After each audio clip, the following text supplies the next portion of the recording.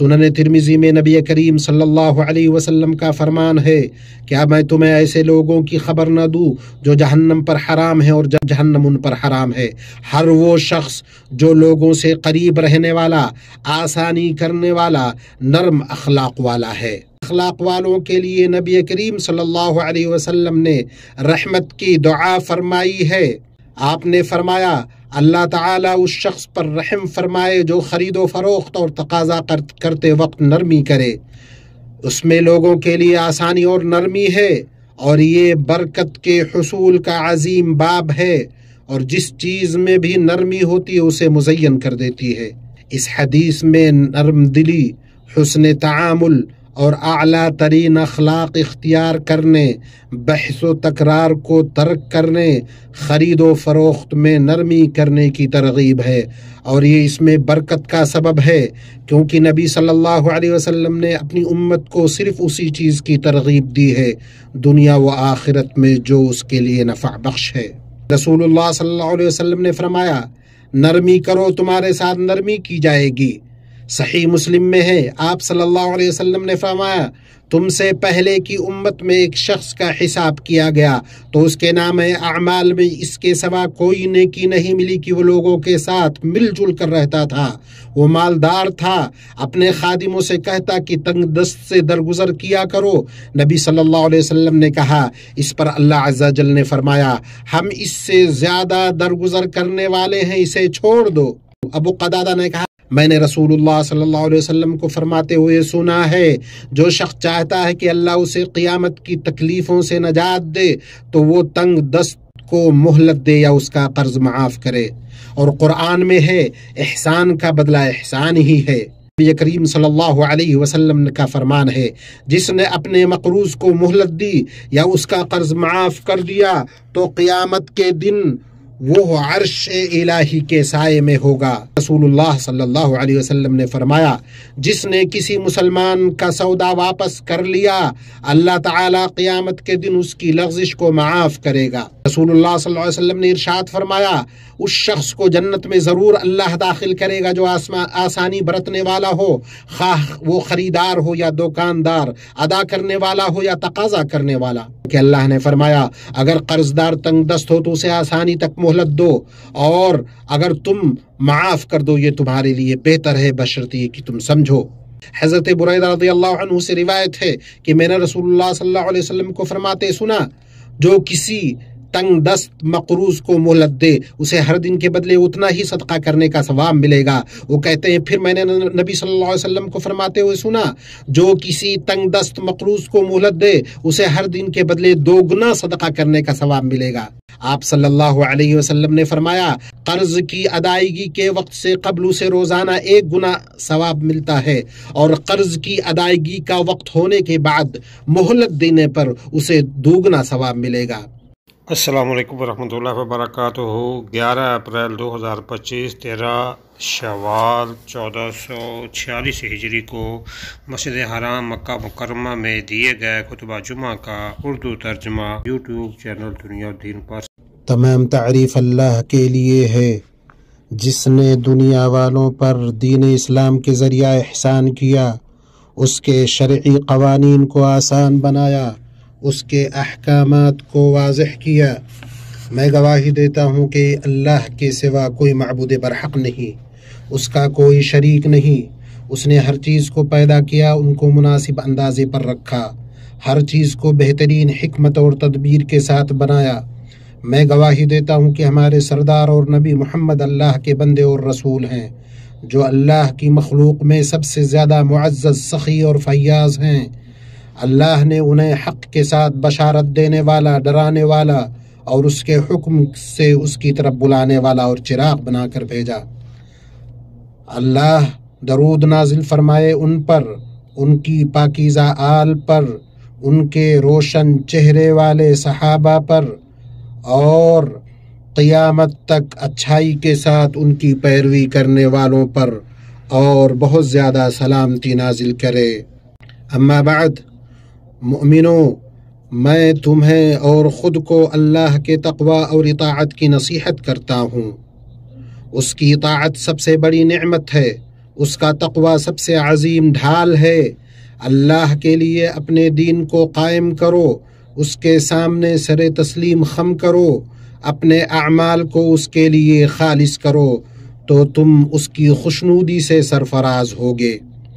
اللہ تعالیٰ کا فرمان ہے، اے لوگو اپنے پروردگار سے ڈرو اور اس دن سے ڈرو جس دن نہ باپ بیٹے کے کام آئے گا اور نہ بیٹا باپ کے کچھ کام آ سکے گا۔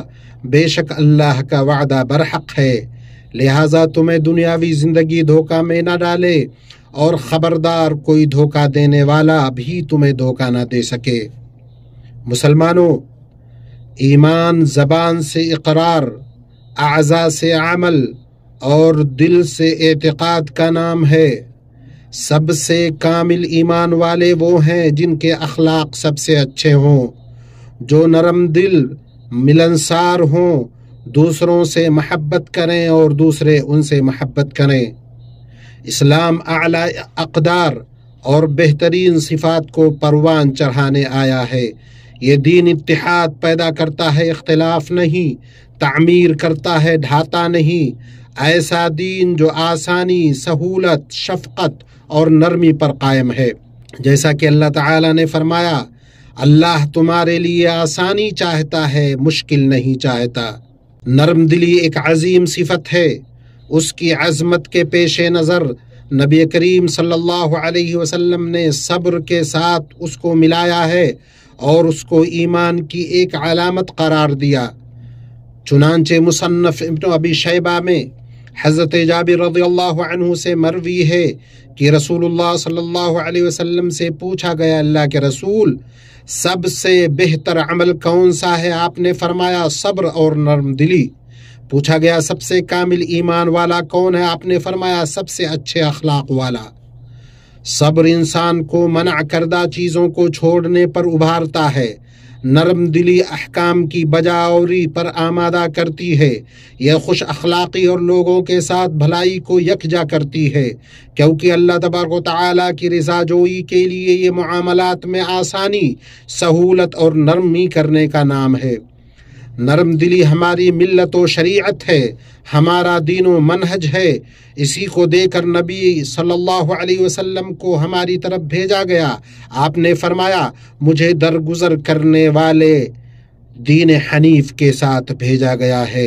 مومن بھائیوں، نرمی برتنے کی صورتوں میں سے ہے خرید و فروخت اور تقاضا کرنے میں نرمی اور آسانی برتنا، لین دین میں احسان اور بھلائی کرنا، لہٰذا بیچتے وقت منافع زیادہ نہ بڑھائے، خریداری کے وقت بیچنے والے کے ساتھ ٹال و مٹول اور ظلم نہ کرے، اور اگر کسی سے اپنا حق مانگے تو اس پر سختی اور ظلم نہ کرے۔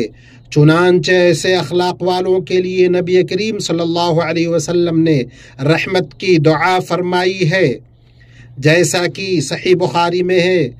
آپ نے فرمایا اللہ تعالیٰ اس شخص پر رحم فرمائے جو خرید و فروخت اور تقاضا کرتے وقت نرمی کرے، اس میں لوگوں کے لیے آسانی اور نرمی ہے، اور یہ برکت کے حصول کا عظیم باب ہے، اور جس چیز میں بھی نرمی ہوتی ہے اسے مزین کر دیتی ہے۔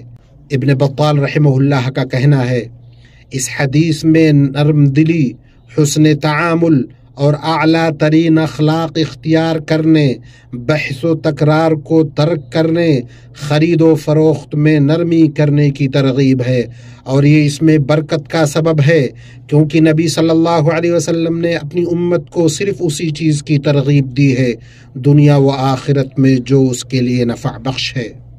بھائیو، جو شخص نرم دلی سے متصف ہوتا ہے اس کی روح بلند ہوتی ہے، اس کا نفس پاکیزہ ہوتا ہے، اس کے اخلاق نرم ہوتے ہیں، اس نرم دلی کا نتیجہ یہ ہوتا ہے کہ مخلوق اور خالق دونوں اس کے ساتھ نرمی کا معاملہ کرتے ہیں۔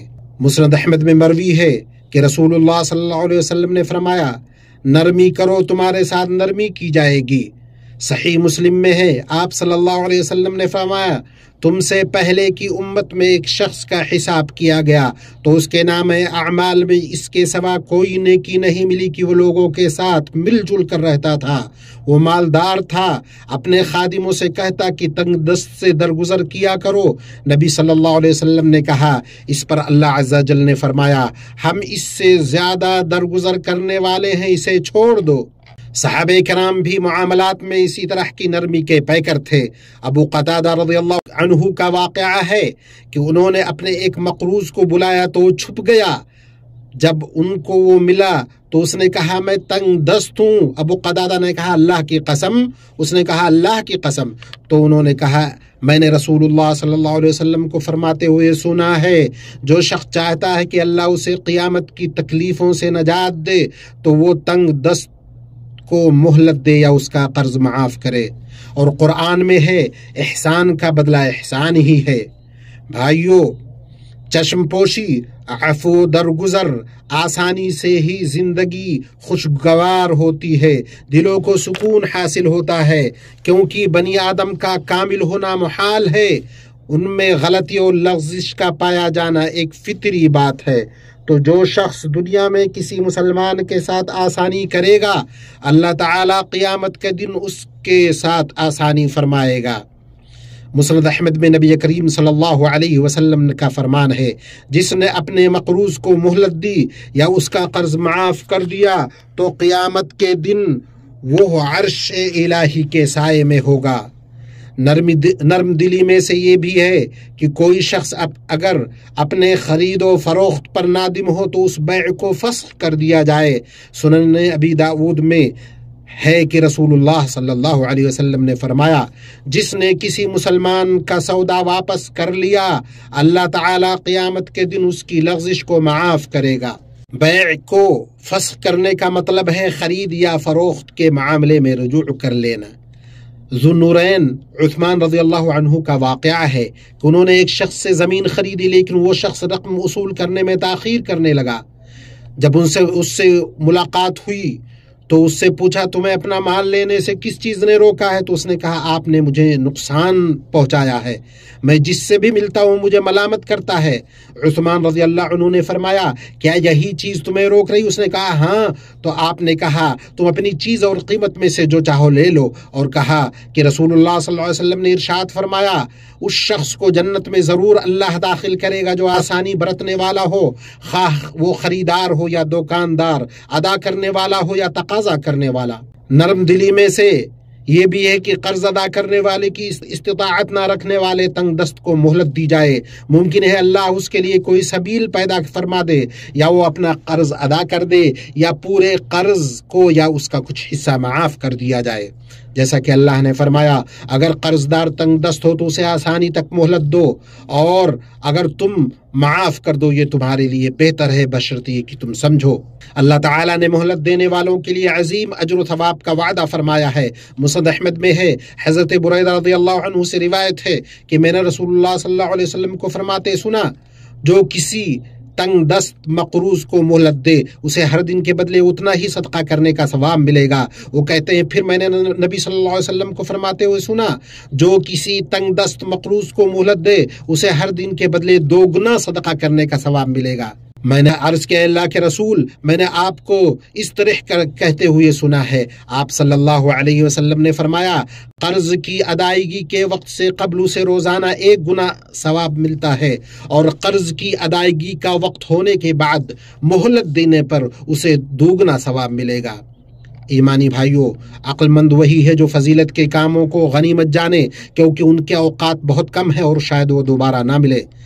نرم دلی ایک ایسا بلند مرتبہ ہے جس کی توفیق بڑے نصیبہ والوں کو ملتی ہے۔ چنانچہ اللہ سے ڈرو، اللہ تم پر رحم کرے اور آپسی تعلقات درست کرو۔ آج نیک اعمال آگے بھیجو گے جنہیں کل تم اپنے سامنے پاؤ گے۔ تم میں سے جو لوگ صاحب فضل اور صاحب مقترت ہیں وہ اس بات کی قسم نہ کھا بیٹھیں کہ اپنے رشتہ دار مسکین اور مہاجر کی مدد نہ کریں، انہیں معاف کر دینا چاہیے اور درگزر کرنا چاہیے۔ کیا تم نہیں چاہتے اللہ تمہیں معاف کرے؟ اللہ تو بہت زیادہ معاف کرنے والا ہے۔ اللہ تعالیٰ مجھے اور آپ کو قرآن عظیم میں برکت دے اور اس کی آیات و ذکر حکیم سے نفع پہنچائے۔ بے شک وہ بہت عطا کرنے والا، مغفرت کرنے والا ہے اور بہت زیادہ معاف کرنے والا ہے۔